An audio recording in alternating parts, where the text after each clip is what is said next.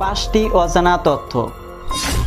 আপনারা যদি কখনো এই নীল কালার জিনিসটাকে দেখতে পান তাহলে সাবধান হয়ে যান, কেননা এ হচ্ছে একটা মিস্টিরিয়াস ভয়ানক ফেনোমেনা। এটা ঝড় হওয়ার আগে অথবা ঝড় হওয়ার পরে দেখা দেয়। এটাকে সাধারণত বল লাইটিং ও বলা হয়ে থাকে। এই লাইটিং এর বিশেষত্ব হলো জানলা অথবা দেওয়ালকে ভেদ করে এর আর পার যেতে পারে। এই লাইটিং এর এতটাই পেশা যে কোনো বস্তুকে অনায়াসে গলিয়ে দিতে পারে। এই লাইটিংটি খুবই রেয়ার ভাবে তৈরি হয়। বিজ্ঞানীরা আজ পর্যন্ত গবেষণা করে বের করতে পারেনি যে এটা আসলে কিভাবে তৈরি হয়। এই বল লাইটিংটা যখন তৈরি হয় আবার একা একাই গায়েব হয়ে যায়, আবার কখনো কখনো বস্তুর মাঝে মিশে যায়, আবার কখনো কখনো এটা ব্লাস্ট হয়ে যায়।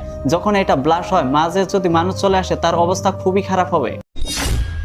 আপনারা কি জানেন এরোপ্লেনে ওঠার পর মোবাইলের এরোপ্লেন মোড কি কারণে অন করে রাখা হয়? কখনো কি ভেবে দেখেছেন? চলুন তাহলে জানা যায়। দেখুন, যখন একটা এরোপ্লেন আকাশের দিকে উঠতে থাকে তখন বিভিন্ন ধরনের কানেকশন টাওয়ার অথবা এয়ারপোর্টের সঙ্গে সংযুক্ত থাকে, যাতে এর মাধ্যমে ট্রাফিকের দায়িত্ব থাকা মানুষরা পাইলটকে এটা ইঙ্গিত করে যে এরোপ্লেন কখন কোন সময় কোন দিক দিয়ে নিয়ে যেতে হবে। এই পরিস্থিতিতে যদি কেউ মোবাইলের এরোপ্লেন মোড অন করে না রাখে তাহলে মোবাইলটি বিভিন্ন ধরনের কানেকশন টাওয়ার খুঁজতে থাকবে। এরোপ্লেনটি যত স্পিডে যাবে ততই কানেকশন টাওয়ার খুঁজতে থাকবে। এরোপ্লেন কানেকশন আর মোবাইলের কানেকশন খুবই বাড়াবাড়ি করতে থাকবে, যার ফলে পাইলট একটি সঠিক নির্দেশনা পাবে না, নিয়ন্ত্রণ হারিয়ে এরোপ্লেন সিধা পানিতে চলে যাবে।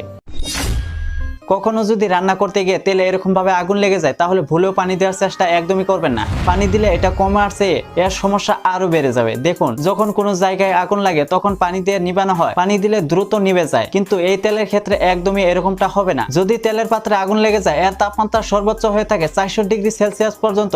এই পরিস্থিতিতে যদি পানি দেওয়া হয় তেলের ঘনত্বের থেকে পানির ঘনত্ব বেশি হয়, পানিটি একদমই নিচে চলে যাবে। তেলের ঘনত্ব 400 ডিগ্রি সেলসিয়াস হয়, পানিটি তৎক্ষণাৎ বাষ্পে পরিণত হবে। তেলটি বাষ্পর মতো চারিদিকে ছিটকে যাবে, আগুনও চারিদিকে ছড়িয়ে পড়বে। এর হাত থেকে বাঁচার সহজ রাস্তা হলো স্টিলের কোনো পাত্র দিয়ে এটা মুখ বরাবর বন্ধ করে দিতে হবে, যাতে অক্সিজেনটা বন্ধ হয়ে যায়, এটা তৎক্ষণাৎ নিভে যাবে, অথবা এরকম পাউডার স্প্রে করতে হবে।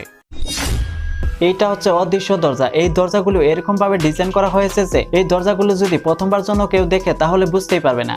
এটাকে সাধারণত ইনভিজিবল ডোরও বলা হয়ে থাকে। এই দরজাগুলো ডেনমার্কে বানানো হয়ে থাকে, তাদের বেশি পছন্দ হয়ে থাকে। তার কারণ হচ্ছে ডেনমার্ক যেহেতু বহুতই ধনী দেশ, এখানে চোরের সংখ্যা অনেকটা বেশি হয়ে থাকে। তারা বুদ্ধি করে ইনভিজিবল ডোরের ভিতরে তারা গুপ্ত ঘর তৈরি করে থাকে, এর ভিতরে তাদের মূল্যবান বস্তুগুলো লুকিয়ে রাখে। তাছাড়াও এই দরজাগুলো আরো রহস্যময় বানানোর জন্য তারা এই দরজাগুলো বহুত বেশি ইউজ করে থাকে।